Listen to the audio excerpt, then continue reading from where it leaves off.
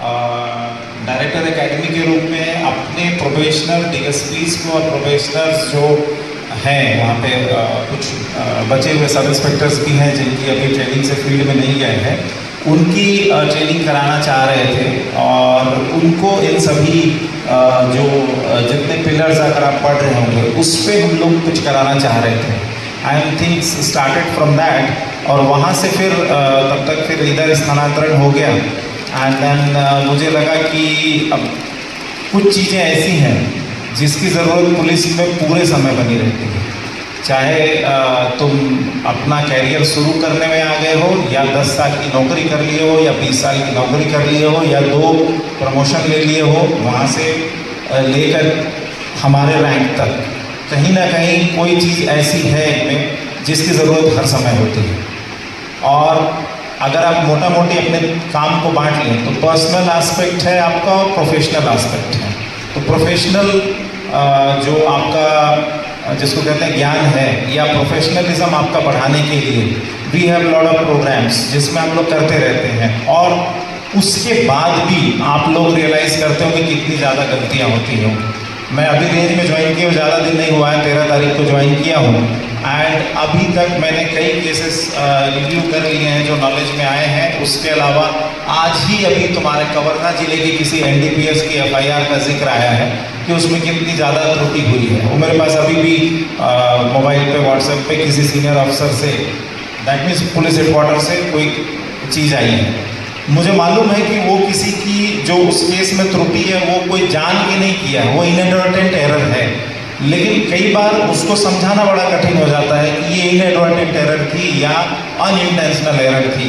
Because आपका case हुआ, case आपने चार्जशीट कर दिया, आप अपनी गति से आगे निकल गए हैं, उसके बाद न्यायालयिक प्रक्रिया शुरू होती है। तब तक आप 4 अन्य केस कर चुके होते हैं, समय निकल चुका होता है, या हो सकता है वो इंस्पेक्टर वहाँ से ट्रांसफ़र हो गया, और उसके बाद फिर प्रॉब्लम समझ में आती है और फिर इशू होते हैं।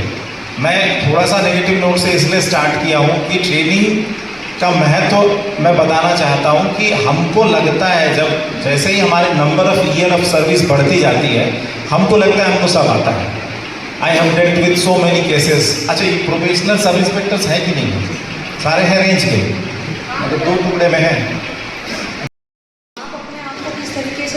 आप अपने आप को कैसा स्ट्रॉन्ग रखते हैं, आप अलग अलग परिस्थितियों में कैसे रिएक्ट करते हैं, आप अपने घर जाने के बाद अपने आप को कैसा रखते हैं, आप अपने आप को फिजिकली मेंटली कैसे फिट रखते हैं। अक्सर हमने देखा है कि टूवर्ड्स द एंड, आखिरी में जाकर के या उस दौरान हमारा फिजिकल स्ट्रेंथ जो होता है, जो शुरू में होता है, जिसके लिए पुलिस फोर्स या कोई भी आर्म फोर्सेस जानी जाती है, वो हम कहीं ना कहीं उसको भूल जाते हैं। हमारे खान पान का तरीका हम भूल जाते हैं, जो हम शुरू में होते हैं उससे भिन्न होते हैं बाद में जाकर के। परंतु अब हम एक चीज़ नोटिस करते हैं, क्योंकि मोस्टली अब नए इंस्पेक्टर्स या नए डीएसपीज दिखते हैं आप बैच में, तो वो थोड़े कॉन्शियस पहले वालों से ज़्यादा अपने खान पान को लेकर, अपनी फिजिकल स्टेमिना को लेकर के होते हैं। तो ये काफ़ी अच्छा आप लोग के द्वारा भी प्रयास है, और उसी के संबंध में आज ये ट्रेनिंग को रखा गया है। राजनांदगांव रेंज में 2 दिवसीय प्रशिक्षण संपन्न, पेशेवर आचरण और मानसिक लचीलेपन पर विशेषज्ञों ने दिया मार्गदर्शन। राजनांदगांव 5 अगस्त 2026। पुलिस महानिरीक्षक राजनांदगांव रेंज अजय कुमार यादव के मार्गदर्शन एवं निर्देशन में पुलिस अधिकारियों और कर्मचारियों के व्यक्तित्व विकास, मानसिक मजबूती तथा कार्यकुशलता को बेहतर बनाने के उद्देश्य से 2 दिवसीय प्रशिक्षण कार्यक्रम आयोजित किया गया। रक्षित केंद्र राजनांदगांव में 4 और 5 अगस्त को आयोजित प्रशिक्षण का विषय पेशेवर आचरण एवं मानसिक लचीलापन था।